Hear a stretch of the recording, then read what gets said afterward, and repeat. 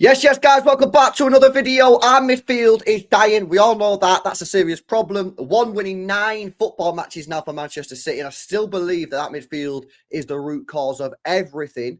Now, Sam Lee is reporting on his podcast that he does that he's been told 3 to 4 weeks ago that Newcastle are open to selling Bruno G in January because of the change in the board. He was told that 80 million euros, which is about 66 million pound, it could be the fee. Now, he said he's not 100% sure on this because it's not his usual source. But also, do you remember what Eddie Howe said about a week ago when he said they may have to sell some players in January? He says he hopes they're not big players, but he can't guarantee anything. That's what he said. And then you get this news as well coming from Sam Lee. This is very, very interesting now because for me, I think Bruno G is a brilliant player. And I think if we can get Bruno G in January, that gives us a chance at the Champions League. I think a chance. It gives us a chance. I think the league's gone. I think the league's done anyway. I think we need a destroyer, guys, in that midfield. We need someone. By the way, did you see the way he set it up for, what's he called? Isak, that goal that he scored against Liverpool. What a goal. And Bruno G done really, really well there. Get Bruno G, yeah? He can come in January, and I think he can potentially look at saving our season in terms of we can go for the Champions League with Bruno G in there. People keep on saying to me like, oh, one player's not going to change everything. And I agree there's major issues, right? But if you take a flat back four of Gvardiol, Ake, Diaz, and Akanji, right, injuries permitting, yeah, you put Bruno G in the middle with Kevin De Bruyne and, well, you could either have Foden in there, you could have Kovacic in there, whatever, yeah? And then have a front three of Haaland, let's put Kovacic in there, put Haaland up top, put maybe Foden on the right, yeah, and then put maybe Doku on the left or Grealish on the left, whoever, right? You're telling me that's not a decent team that can't compete for a trophy. This is what I'm saying about this thing is like, I feel that as a fan base, we've got some fans who are just saying everything's fine and it's like deluding themselves and thinking everything's fine. And then we've got some people who are saying the season's a complete write-off. The season's not a complete write-off. As always with anything in life, yeah, the truth is somewhere in the middle. The Premier League, for me, in my personal opinion, is a write-off. If you still think it's on, fair dues to you, right? I ain't going to tell you whatever. My opinion, it's done, yeah? We won 1 game in 9. Humble ourselves. The FA Cup is a cup game. And the Champions League, if we qualify for the next round, which is obviously a doubt at the moment, we can make signings in January. Come on, man. Let's not say the season is over. The Premier League is over for me. Yeah, we can get top 4. That'll be boxed off, yeah? But if we sign a player or 2 players in January, you're telling me this squad is so far away that it can't fluke a Champions League. Remember, the best team does not always win the Champions League. Chelsea were not the best team when they won it. Real Madrid last year definitely weren't the best team that won it. Yeah? You've got to have the know-how, and you can win it even when you're not playing particularly great, because ultimately it comes down to a one-off game or 2 matches if it's a 2-legged tie.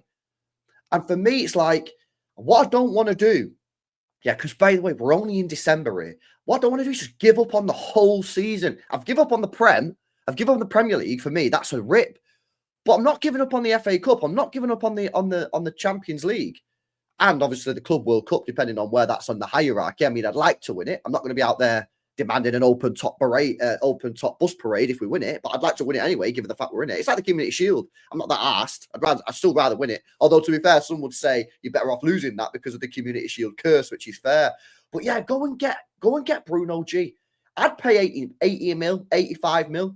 Yeah, I think he's only like 27 as well. And this is another thing as well, right? Yes, I am very aware that we need to bring the average age of the squad down. Yeah, it's too old. 100% agree.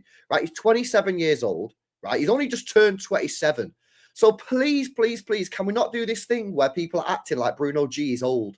He's not old. He's 27. He's 27. He'll be playing football for us for 5 to 6 years. He's not old. Yeah? Signing someone that's 30, 31, that's a bit too old. 27? Come on, man. What are we doing here? Yeah?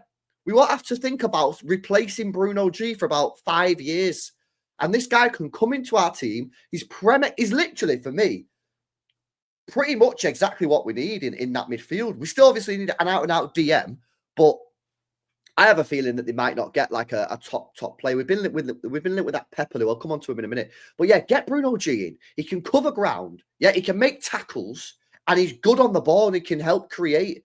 You know what I mean? I think he's a perfect signing. And by all accounts, he wants to come to City. Do you know what I mean? And Pep wants him. Go and get the deal done in January. And let's kick on in the second half of the season, try and win a trophy.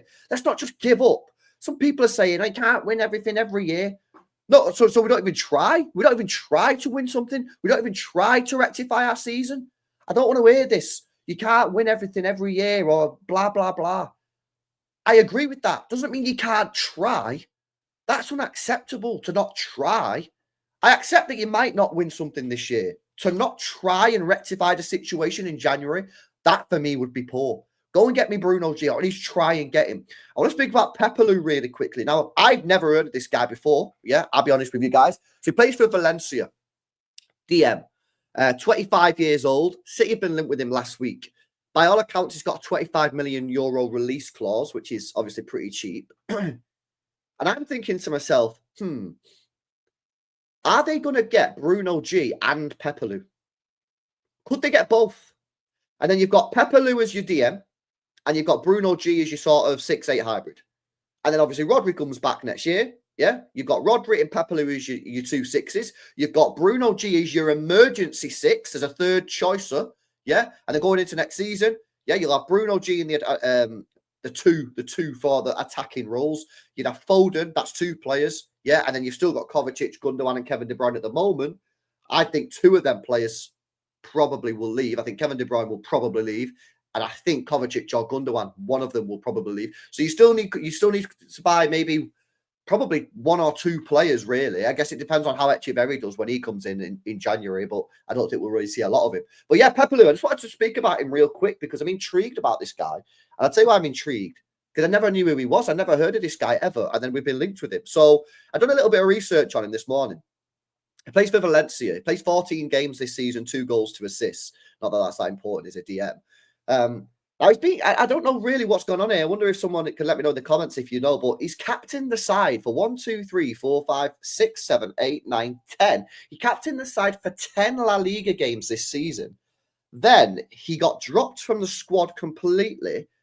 It says not in squad. Now, usually if he was injured, it would say he's injured. But he said not in squad. So let's just assume it was an injury. But then he's come back into the side for the last 2 games, but only off the bench for 15 minutes and 30 minutes, but also didn't captain the side there.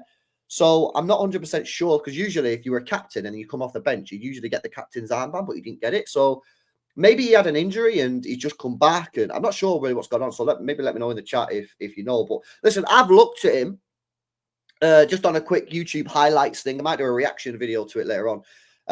I mean, it looks all right. I mean, how much can you really tell about a player off a 5-minute YouTube compilation video? I mean, probably not too much, but he looks like he can get stuck in. He looks like he has a little bit of pace about him as well. Good long pass on him as well. Couple of long shots that didn't hit particularly clean, so I'm not sure that's his forte. But listen, if you can get me Bruno G alongside Pepo Lu, then yeah, maybe. But I've got to obviously to say I don't know anything about this Pepo Lu. Maybe I'll have to do some. If we get like another link to him in the next week or so, I might start watching some Valencia games. But yeah, listen, it's pretty interesting anyway. And I just want to see the club try, man. You know what I mean? I'm not a fan that demands Premier League every year or demands the Champions League every year. I'm not an entitled football fan. I'm not someone who sits here and says Pep out just because we've gone on a bad little run. I'm not someone that's saying it's a disgrace that we've not won the Premier League. What I will say, though, and I think this is like a pretty uncontroversial position to take, is that the football club should try and win. And when they recognise that the squad is not good, like it is clearly not good right now, they need to try and resolve it. And this is why, for me, I think they need to sign 2 to 3 players in January on top of Echeverri. And again, I just completely dispute that that's an outrageous take. Do you know what I mean? It's just really, really not. We have positions available. We have positions available in the squad. McAtee's going to go. Esbrand can go. That's 2 players straight away. Homegrown is not an issue. And we've already fact-checked that, haven't we, on the stream? Yeah, so these people who are saying, homegrown. Bro, we've already fact-checked this information. We're chilling on it. Yeah, we went on the Premier League website literally read the rules out on stream. If you weren't there in that stream, check it out for yourself. So, for me, go and get me Bruno G. Let's just say 80 million. Go and get me this Pepo Lu guy then, if he's any good. That takes you to about 100 million. Right? And then I'd personally like to see us get a versatile a versatile defender, yeah, or just go and get me an out-and-out right back, whatever. Just get me another defender, basically. Yeah, for 20, 30 mil. That's 130 mil. You're going to sell McAtee for 20 mil in January. That takes your net spend down to about 110, right? And then you can sell that as brand for another 5 million. Yeah, that takes it down to 105. And if you want to let Walker go in January, which I personally would do because I just don't think it's good that he stays for anyone. I don't think it's good for him mentally because he's getting fucking ripped every single time he steps out on the football pitch. And it's not good for us because every time he steps on the football pitch, he's getting cooked and conceding us goals. So it's not like a hate thing on Walker for me. I'm just like, yo, someone needs to do something here. Whether it's the player needs to go to the club and say, listen, I think it's time I leave. Yeah, or whether it's the club say, mate, we need to move you on because this isn't good. You're not helping the team and this cannot be good for his mental state. Yeah, so let him go. But regardless, if you don't want to let him go, let someone else go. Sell another academy player. Yeah, you got loads of academy players. Sell another one for 10 mil. Yeah, we spent 25 million in the summer. We made the second highest amount of profit from player trading out of any football club in the world in the last 6 years. There is not an excuse for not trying to spend money and not having the intent. And that's what it is for me. If the club show intent in January and go buy 2 or 3 players, yeah, and by the way, yet again, I'm not saying go out and spend loads of money. I'm saying get me Bruno. That's the one player. I'm saying sign Pepo Lu as a squad rotational player at 25 mil I've never even seen and go and get me a backup defender. And by the way, yeah, I said Chalobah in the summer and I got fucking laughed at. And we could have done with him. Left back, right back, centre back, DM. Yeah, brilliant player. Yeah, cheap, homegrown for the homegrown guys. Do you know what I mean? It's all about intent. You show intent, you don't win, no problems. Yeah, you show an intent. You don't show intent, you don't win. That's where I've got a problem when we're paying for an arm and a leg through all the subscription services. All the merchandise is going up, all the cost of tickets, season tickets, away tickets, travel, everything from the fan's perspective is going up and up. Yeah. So to not show intent and go and buy a couple of players when our squad is desperate for it. And by the way, it's not only like we're desperate for as fans, because obviously we want to see success, right? These players, man, these players are desperate for it as well. Do you know what I mean? You can see, I think these players know that this squad is not good enough. And I think the players know that you know, some of them are coming to the end. And I feel sorry for some of these players. I really, really do. I feel sorry for Walker, you know. I really do. I might cook him in the game, but that's just because I'm reacting to the football match. Yeah. And obviously I'm getting emotional. As soon as the game's done, I feel sorry for the guy. I ain't really cooking him after the match, man. I'm giving him the player rating. And after that, I'm not saying he's crap. Get him out of that football club, blah, blah, blah, blah, blah. Yeah, I'm being pretty calm on the guy. I feel very sorry for him. And I actually think anyone that's like going mega protect mode on someone like Kyle Walker, I actually think that like you need to join the sort of side that I'm on, in my view, yeah, in the sense that it's better for him to leave because you know for a fact, yeah, that he's crap and he's been crap for 18 months, right? So do you think it's healthy keeping him at the football club for the next 6 months where he'll continue to make mistakes, unfortunately, and cost us goals and then get ripped online?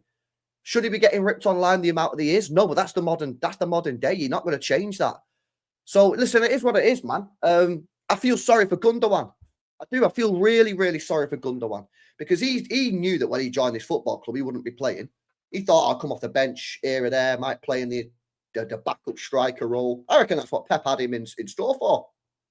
I reckon Pep probably thought, I don't need Kyle Go. I get Gundogan. I play him as a false nine when Haaland can't play. But he can't play as a false nine because he got to play 6. But he's not got the legs for it no more. Feel sorry for Gundogan. Feel sorry for him. I feel sorry for a lot of these players. Half of them not fit, yeah, but they've got to play because no one's fit. It's like a vicious circle. Tweeted about it this morning, right? Player gets injured, yeah. Player comes back from injury and needs to be phased back into the team, but can't be phased back into the team, yeah, because squad is injured. So they have to be put back in the team too early. They get re-injured. Vicious circle, vicious cycle of player getting injured, blah, blah, blah. But for me, that all comes back to the squad. The squad's not big enough. The squad's not good enough. And the squad's not young enough. Because this is another thing when you have older players. Older players take longer to recover. It's just a fact of life. Biology, mate. Yeah, as you get older, it takes longer to recover from injuries. That's just a fact. Yeah? When you're younger, you got fucking testosterone and fucking all that shit flowing around your veins and that. Yeah, you get a little injury, bang, repaired, mate. Yeah, trust me, I know the facts, man. I'm 30 years old now, mate. Yeah, every time I get out of bed, I got a problem. Yeah, serious. It's crazy. And these players are the same. So that compounds the effect of having a small squad. Do you know what I mean? So, and listen, I gotta say as well, big up to the people that called this out in the summer, man. I thought in the summer our transfer window was adequate in the sense that, how can I word this? I knew obviously if Rodri got an injury, a serious injury, we'd be kind of screwed. But obviously, I didn't realize he was going to get an ACL. But there's a lot of City fans out there that say they could predict he was going to get an ACL. I still don't know how you lads are predicting a player's going to get an ACL. I still don't know that. You know what I mean? But don't fair play to these people that called it out, man. You know what I mean? And I think we need to be more open as a fan base to listen to people's views, man. I honestly do. I think we need, as a fan base, I think sometimes we're a little bit intolerant of just hearing other people's views and other people's takes, and we shut them down far too quickly. And I'm not too sure why we do that. I'm not too sure if that's just our fan base. Maybe other fan bases are the same. I don't know. I don't follow other fan bases. But yeah, man, I don't know, man. It's just weird. It's just a weird situation, and obviously the way the club is in now, it's just a bit of a mess in it. You know what I mean? We've got this aging squad that needs replacing. That's going to cost a lot of money because they've left it too long. We've got players that are getting ripped after every game because they're not performing to the levels that we need them to perform to. And it's sad because a lot of these players have been very, very good for us over the years. Gundogan, Walker, for example. Then you've got the likes of Stones and Ake. We're having debates about, can we keep these players at the football club because they never fit? It's just weird, man. It's a weird situation. I think it's a weird time. The way I'm dealing with it and process, because the thing is, bro, I'm not even losing my shit. Yeah. Some guy commented on my post the other day, says, LB, I don't like the way you're losing your shit. I'm not losing my crap. I mean, if you go watch my match reaction, go watch my match reaction after the Palace game. Did I lose my shit on there? No, I'm very calm. I'll tell you why I'm calm. Because I predicted this. I seen this 6-7 weeks ago when I did my first crisis video, and everyone in a comment saying, we're not in crisis. Why are you saying this after 3 games? And we are in crisis. Lo and behold, now we've won 1 in 9. Do you know what I mean? It was very clear to see. And the reason I said it was clear to see at the time is because I didn't feel like we had the in-house solutions. I didn't feel like the players that we've got can fix our problems. That's why I think it was a crisis. And Nobbins, fair play to him, he did a cracking video. Said, our Man City broken. And if you watch the video, came to some similar conclusions to me, just in more detail, in more depth, and with much better editing skills and all that kind of stuff, in the sense that, do Manchester City actually have the players in the squad to fix our problems in midfield? Now, against Forest, obviously, he played Grealish in the middle, and that was brilliant. And we had legs, and that protected Gundogan, because Gundogan's so slow. Having Grealish in there protected his legs.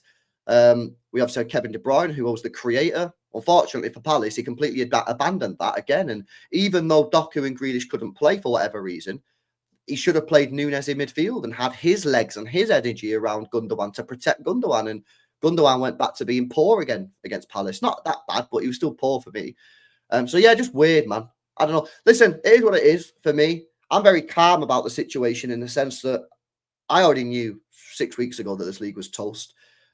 However, I won't accept that the season is over, because the season is not over if we're serious in January. And there's no reason to say that we can't be serious in January. Yeah, there's no need to say, oh, the club not going to buy players in January because it's January. What? Where is this coming from?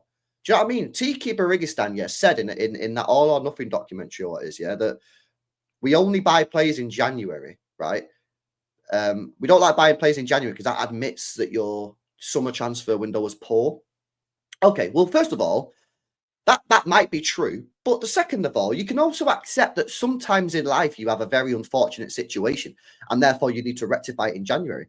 Having Oscar Bob snap his leg and Rodri with an ACL is very unfortunate. And I'm saying this again. If Rodri hadn't got an ACL, I think we'd be fine, mate. I really, really do. So, yes, could the squad building have been better over the last 2 years? 100% it can be. And part of the reason that we need to do business in January is because Tiki Barigistan is right. Yeah. Basically, you've not had a good summer transfer window, and therefore humble yourself and just sort it out in January. But there's no shame in accepting that you also been dealt a really bad look, with Rodri getting an ACL. Go and sort it out in January. You don't need to just say, oh, we can't buy anyone in January because that means that we've definitely messed up in the summer. Like, yeah, you have messed up in the summer, but you've also been unlucky. Yeah, I mean, there's balance to this. And I see far too many people on one side or the other saying it's completely his fault or completely. It's just like, bro, yes, the squad building was not good. Yes, he should have done better in the summer. Yes, he should have done better the season before.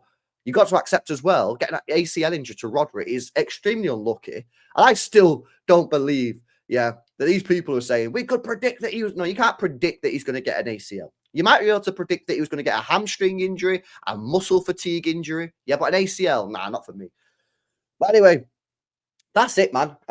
No stream today this morning because I ain't feeling too well, to be honest with you. I can feel ill, mate. Yeah, to be honest. I can't be bothered doing like an hour stream especially because I might have to dip halfway through. So I thought I'd do a quick video. Let me know your thoughts on this situation, guys. Are you giving up on the season? I hope you guys are not giving up on the season, man, because the season can be rectified in January if we act properly, if we go out there and buy 2 or 3 players. Yeah? Let's not give up on the season. Give on the Premier League, by all means, yeah, because for me, that's toast. Yeah, I think we're 9 points behind Liverpool, and they've got a game in hand as well, and we've still got to play Villa before the January transfer window ends.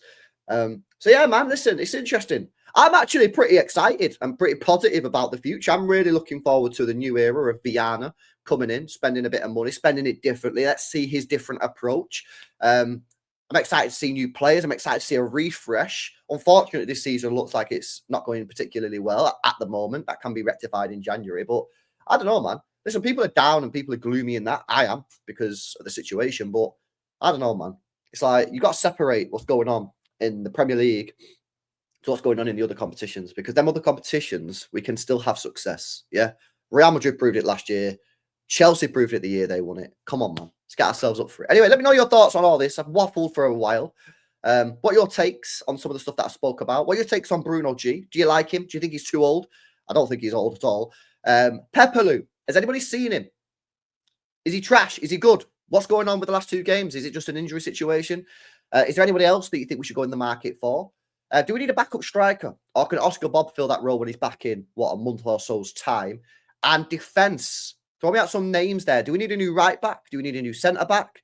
Are we all right? We're just getting a bit unlucky with injuries. Let me know your thoughts there in the comment section below. Smash a like on the video. Subscribe to the channel if you're new. And guys, I'll catch you in the next one. Peace out.